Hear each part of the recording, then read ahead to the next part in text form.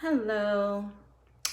So today I want to share a little bit about some misconceptions people have about what is happiness. So happiness is not from buying and consuming anything external. It's not about the house you live in. It's not about how much money you make. It's not about even winning the lotto. Research shows that if you do win the lotto or, purchase the beautiful home or the fancy car, you do get a boost, a 10%, not a 10% boost. Let me clarify that. You get a boost in how happy you feel, but you eventually plateau. So that is not sustainable. And then when you base your happiness on external consumption and material things, it's an insatiable hole that can never be filled. So what I mean by that is like you then, when you get that boost, it goes away. So then you buy something else, you get a boost and it goes away. And then it's like a trend. Hold on one second. Let me just get something. I just wanted to, part of what relaxes me before I do these videos is doing my makeup, because I don't know, we all have something that we like to do that relaxes us, right? So I just want to put a little pink on that. Okay. I watch a girl on YouTube. Her name is Andrea Ali from Paris. She does the most amazing makeup. Oh my gosh. I would have loved to do that, but it's just more of like a hobby than anything, because I feel like helping people. No, I don't feel like helping people. I know for a fact helping people also contributes to happiness. So, when you give like a gift, you actually feel better than when you receive a gift. It's true. But again, happiness. So then you need to cultivate a mindset and choose to be happy. So that is not going to be sustainable. What is going to be sustainable is cultivating a happiness mindset. So you choose to be happy. You can choose to be happy even during challenging situations. It is a choice. And part of this process here is to become more optimistic and to get to the root of what is holding you back from your reaching your full potential. And from there, obviously, it will increase your happiness, but it also, that's also a mindset that you have to consciously be aware of as well. Consciously make a decision to be happy. Consciously make a decision to not let little things affect you. And yes, you can do this. Everybody can. It's harder for some people, but if you believe you can do it, you could do it. And science shows that you can do it. So it's basically a sense of inner satisfaction, and then there's different levels of happiness. So it's not static. It has nothing to do with living a uncomplicated, stress-free life with no problems, because there's no such thing. So it's basically how you could be happy in the midst of a crisis. So also what contributes to happiness. There was a study done at Berkeley, and the happiest people have the biggest support systems. So some people aren't made to have a million friends. I'm more of the type of person that needs a couple close friends. That's it. I never needed to have a huge group. But as long as you have support, that contributes to happiness. Also, happiness precedes success. So when you're happy, you're more likely to be successful. So stop telling yourself, I'll be happy when I get my degree. I'll be happy when I get my dream job. I'll be happy when. No. You could be happy right now. So stop waiting, So that is pretty much what I wanted to say. It's, again, I said this probably a few times now. If scrolling through Instagram is not making you, it feel good, if it's making you feel like you are less than, then get off Instagram. Because people are portraying these lives of privilege, and you know what? Some people discovered that they're false. Not everyone, but some of them are completely false. They're lying. Some of them are lying. There's so much you could do with backgrounds, and and isn't that sad that someone would go through all of that effort just to portray an image that, I'm sorry, I have a cold. Excuse me. It shows the level, it shows their low self-esteem, that they would go through such efforts to try to portray an image that their life is perfect, and every second is about living through a lens, creating a persona, instead of focusing on how to make your internal, inside better. You're focusing on, for example, a friend of mine went to the Grand Canyon, and she said that there were people there with their phones almost about to fall off a cliff just so they can get that selfie, and they weren't even taking in the moment. So it's people are so centered around just, their selfies and posting what amazing lives they have. I used to be there. Notice if anyone's on my regular Facebook now, I don't give a crap anymore. I don't have to prove anything to anybody. I don't have to prove, every time I'm out, I have to take a picture just to prove that I'm doing something. I don't care. Anyway, so that is, happiness. So just make sure that you you can choose to be happy. It is scientifically studied that is possible. Listen to comedy. Watch comedies. Don't limit your news intake, because that will make you anxious and feel miserable and pessimistic. Yesterday I said to limit your social media and television to 2 hours a day. That's all that, that anything more is not healthy. So anyway, let's get to step 1. So step 1, you're gonna relax, center yourself, and zone in on your discomfort zone. So your and what is your dominant emotion that is causing you to feel uncomfortable, and just when something's bothering you, when there's just something not right.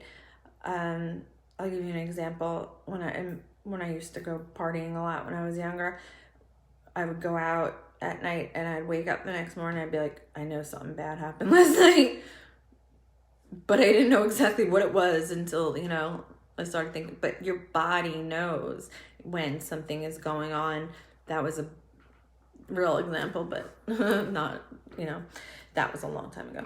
But anyway, so scan in what is going on. So that's step one, to bring the discomfort zone, whatever it is, anxiety, worry, fear, stress, into consciousness, from your unconscious mind to your conscious mind. Then you're going to break it down. You're going to analyze that. Why am I feeling this way? Why am I feeling bad about who I am? Why am I feeling, why do I have social anxiety? Okay, let's do social anxiety. Okay, why do I feel afraid to go out and speak to others? Why am I, anxious when I'm around others and I don't want to talk? I get social anxiety. Let's do that today. So you're going to break it down, because I have had experiences where I've said such stupid things, and then you're talking to yourself. So look objectively at that statement. Was it really stupid things? Was it really that big of a deal? Most people are focused on themselves. Most people are self-absorbed with what's going on with them. They're not really thinking about your statement that you considered stupid or, goofy or whatever. So just continue, have that internal dialogue, break it down. So I have been anxious when I've gone out to the mall, and I've ran into somebody that I knew and I didn't know what to say, and now I'm afraid to leave the house. So that comes down to lack of confidence. So we'll get there. There's a little solution for this. So why do I have lack of confidence in myself?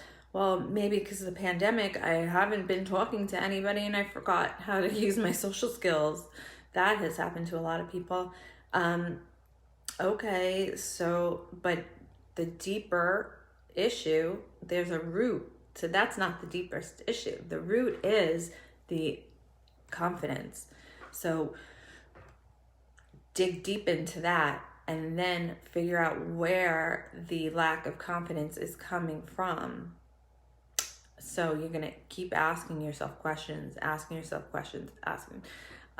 So it's, a matter of self-acceptance.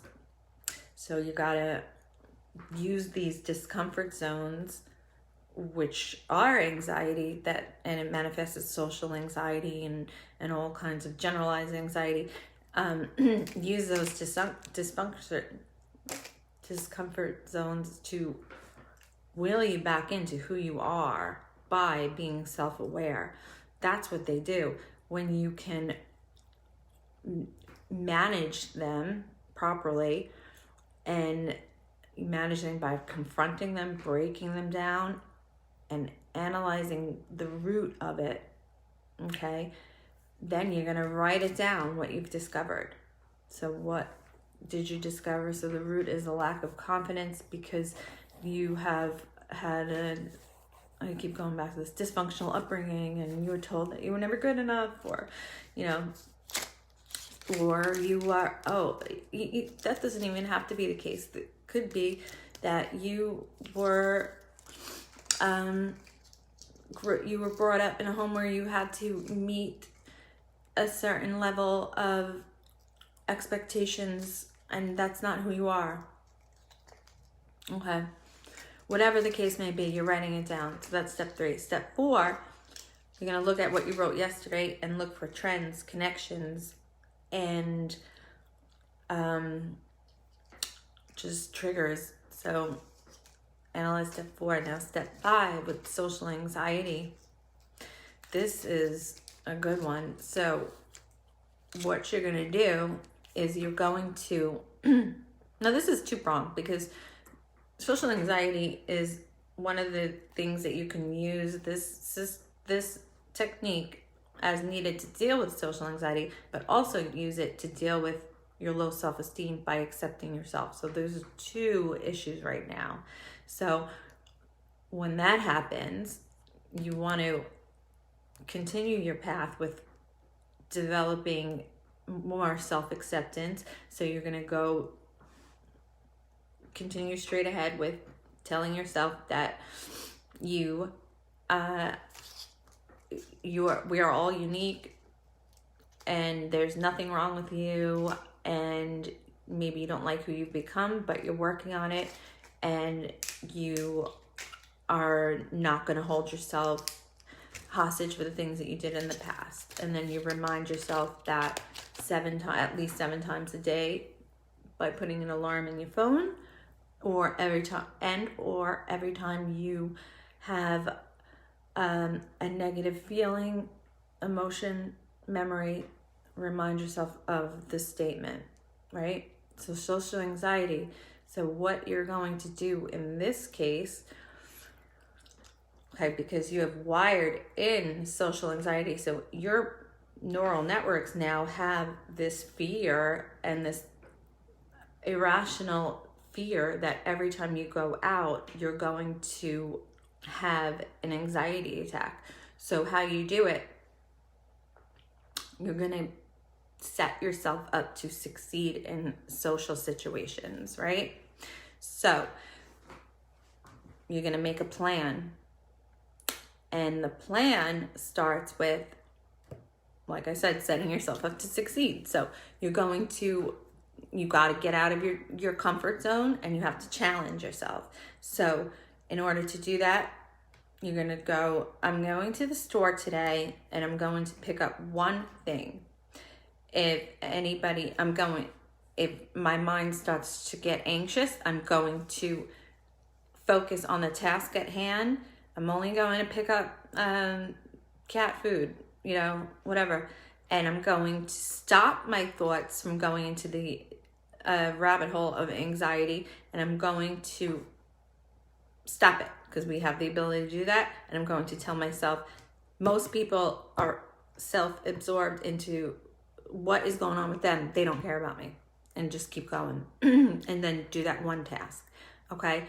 Now, that one task, if you have not had any social anxiety during that task, you have just formed a positive memory. So you're slowly replacing those negative neural networks with positive ones by building on it. So next time you go out, you're going to maybe get 2 things at the store, right? So again, you make a plan. I'm just going to get this and this. Every time I start to feel myself having that social anxiety, I'm going to tell myself, people are more self-absorbed in what is going on in their lives. They don't care about me, and I'm going to continue my task. I'm going to shut down the negative thoughts. I'm not going to feed into it. Once you succeed, you see how you progress a little by little. Now, say you get an invitation to a party, a baby shower, or a graduation party. You're going to prepare yourself. You're going to prepare what you're going to talk about, so you don't have those awkward situations. So it's a baby shower. I'm going to talk about this, that, and it's not weird to do this. So I know it might feel like you're weird, but it's not, because you are replacing those negative memories of the situations where you thought you were embarrassed yourself with new ones. So and then you're going to set yourself up to succeed by giving yourself a time limit. Like, I'm only going to go to this party for 10 minutes. And I'm going to tell them, I'm sorry, I have an emergency. I can only stay for 10 minutes, because you're going to set yourself up to succeed. If you stay there the whole time, you may have a bad experience. So the point is to create positive experiences. So set yourself up. So you have prepared yourself with things to say to avoid awkward situations, and you have given yourself a time limit of 10 minutes. Next time, you're going to increase it. See how this works? So prepare, give yourself a time limit. If you had if the experience didn't go well, don't criticize yourself. You're building up a process. So you're going to focus on what worked. And each time you do this, you're going to analyze what worked, what didn't work, what can you do better next time. So you're building this process until you get to the point where you have replaced those neural networks with all positive social memories, and then you have defeated social anxiety. It takes challenging yourself, it takes preparation, and it takes being easy on yourself, because if you're hard on yourself during this situation, it defeats the purpose. So there's a lot of research on the mind and brain connection, and the mind-brain connection shows that these habits are wired into our brain, and they are uncomfortable when we go outside of our habits. So social anxiety has been wired into our brain. So in order to permanently remove it, you need to unwire it and wire in positive experiences, and it takes time. Now, it could take 21 days, most likely, because that's how long it takes to develop a habit. So when you are doing this, remember that, though. So don't beat yourself up. Analyze what you did well, build off of that, and use it next time, what you need, and remember what you need to work on to improve for the next time as well. And remember what your triggers were. So you remember the steps, 1, 2, 3, 4, 5. Writing it down helps. So write down so you could see the connections, and you can make better progress by writing it down.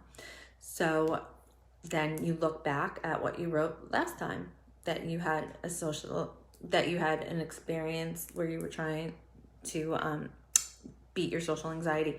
So what did you write next time? No, what did you write last time? So last time this happened, I wasn't prepared for it. Okay, so now I know I have to prepare for that.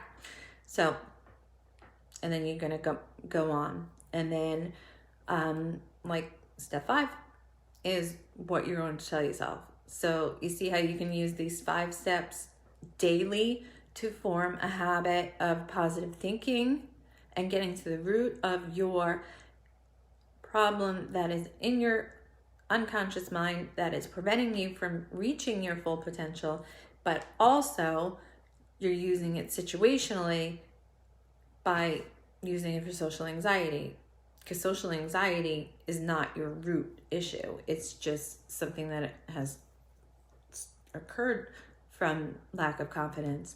So anyway, if anyone has any questions, let me know. I'm going to be offering a pilot group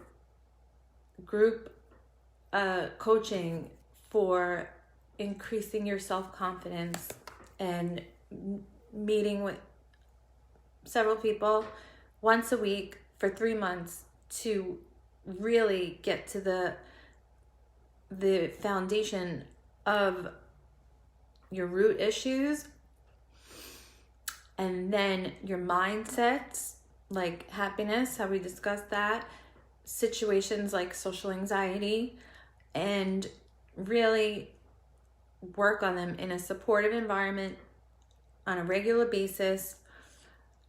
And it includes a bunch of things. So if you're interested, just let me know. This isn't about pitching my services. This is about the daily positive thinking challenge. So hope you guys enjoy this. I will see you tomorrow. Bye.